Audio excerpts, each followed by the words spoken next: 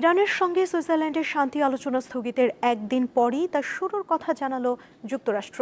Vice president JD ভ্যান্সের পরিবর্তে অংশ নেবেন ডোনাল্ড ট্রাম্পের বিশেষ দূত স্টিভ উইটকফ। ইসরায়েলও একগুঁয়ে অবস্থান থেকে সরে এসে লেবাননের সঙ্গে যুদ্ধবিরতিতে রাজি হয়েছে। সার্বিক হিসেব নিকেশ ব্যাখ্যা করছেন দীপ্ত টিভির আন্তর্জাতিক ডেস্কের সাইফুর রহমান শিশির। যুক্তরাষ্ট্র এবং ইরানের মধ্যে এই চুক্তি নিয়ে যে এক ধরনের টালবাহানা এবং অনিশ্চয়তা, সেটি কিন্তু শুরু থেকেই ছিল। সকল আলোচনা, সকল দর কষাকষির পরে শুক্রবারে এই চুক্তিটি স্বাক্ষর হওয়ার কথা ছিল।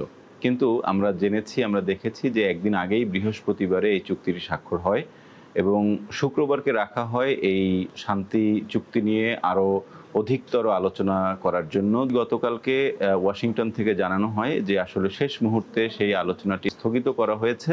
প্রশ্ন হচ্ছে এখানে যে হঠাৎ করে কেন শুক্রবারের চুক্তি বৃহস্পতিবারে স্বাক্ষরিত হলো, অথবা দীর্ঘদিন ধরে এই যুদ্ধ তো চলছে, তার দীর্ঘদিন ধরে আলোচনাও চলছে চুক্তির জন্য, কিন্তু এই বিলম্ব কেন হলো সেটি একটি প্রশ্ন।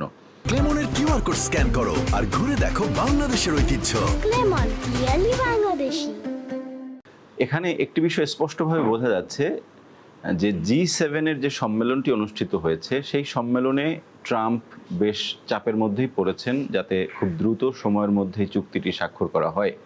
আপনারা জানেন যে ইরানের সাথে যে সংঘাত, এই সংঘাতে কিন্তু ওয়াশিংটনের যে ইউরোপীয় মিত্র রয়েছে তাদের কিন্তু তেমন কোনো সমর্থন ছিল না, বরং তারা প্রথম থেকেই বলেছেন যে যত দ্রুত সম্ভব এই বিবাদটি মীমাংসা করার জন্য, এবং সেই চুক্তি করা বা সেটি চূড়ান্ত করা, সেখানে বিভিন্ন দর কষাকষি, ইরানের বিভিন্ন দাবি, যুক্তরাষ্ট্রের বিভিন্ন দাবি সব মিলিয়ে হচ্ছিল না। কিন্তু শেষ মুহূর্তে এই G7 সম্মেলন চলাকালীন এই চুক্তিটি স্বাক্ষর হয় এবং চুক্তি বলতে সমঝোতা স্মারক যেটি, সেটি স্বাক্ষরিত হয় 60 দিনের যুদ্ধবিরতিকে মূলত সামনে রেখে, এবং এই 60 দিনের মধ্যে বাকি যে বিষয়গুলো, সেগুলো যে আলোচ্য যে সূচি রয়েছে তাদের, সেই অনুযায়ী তারা একটা মীমাংসায় পৌঁছাবেন।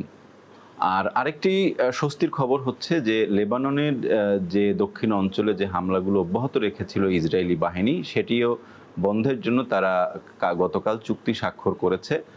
কাজেই এই যে চারটি পক্ষ বা চারটি দেশের দুটি পক্ষ, এদের মধ্যে এক ধরনের শান্তি স্থাপনের জন্য ইউরোপীয় যে বিভিন্ন দেশ, তাদের এক ধরনের চাপ ছিল। সারা পৃথিবীতে একটি নতুন আলোচনা সামনে এসেছে ইরান যুদ্ধের পরে, যে আসলে পৃথিবী কি একটি নতুন রাজনৈতিক মেরুকরণের দিকে আসলে যাচ্ছে কিনা এই ইরান যুদ্ধের ফলে। তো সেটিও আসলে স্পষ্টভাবে বেশ কিছু নজির তার দেখা গেছে। আরেকটি হচ্ছে যে ওয়েস্ট এশিয়ায়, এই যুদ্ধের ফলে ওয়েস্ট এশিয়ায় ইরান নতুন একটি পরাশক্তি হিসেবে আবির্ভূত হয়েছে।